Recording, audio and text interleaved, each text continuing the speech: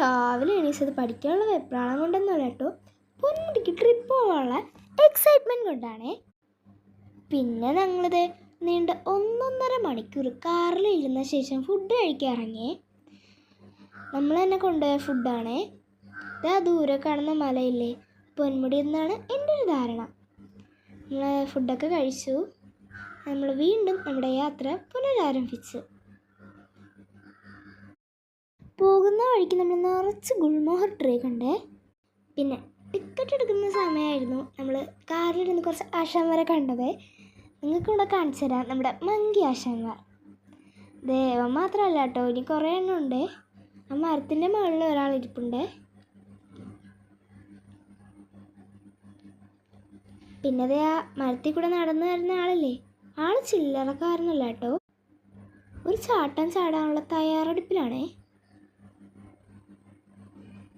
ആ ചാട്ടത്തെ പറ്റിയാണ് ഞാൻ പറഞ്ഞത്. പിന്നെ ഞങ്ങൾ അങ്ങോട്ട് നീണ്ട 22 ഹെയർ പിൻ കയറിയേ. എന്തായാലും കയറിയത് വെറുതെ ആയില്ല, നല്ല അടിപൊളി വ്യൂ ആയിരുന്നു നമ്മളെ കാത്തുന്നത്.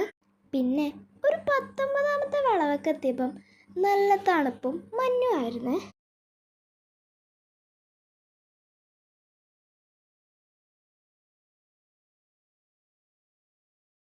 അങ്ങനെ നമ്മളിതേ പൊന്മുടി എത്തിയിട്ടുണ്ട്.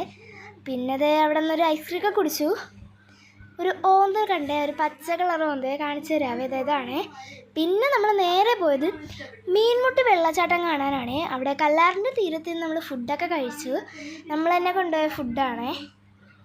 പിന്നെ നമ്മൾ വെള്ളച്ചാട്ടം കാണാൻ പോണ വഴിതേ ഒരു പാറയുടെ അടിയിൽ കൂടെയൊക്കെയാണേ പോണതേ. അങ്ങനെ നമ്മൾ വെള്ളച്ചാട്ടം എത്തിയേ. നമ്മൾ കഴിച്ചിട്ട് വന്ന് നന്നായി. ഒരു 1.5 കിലോമീറ്റർ നടക്കാനുണ്ട്. അപ്പോൾ എല്ലാവർക്കും ബൈ.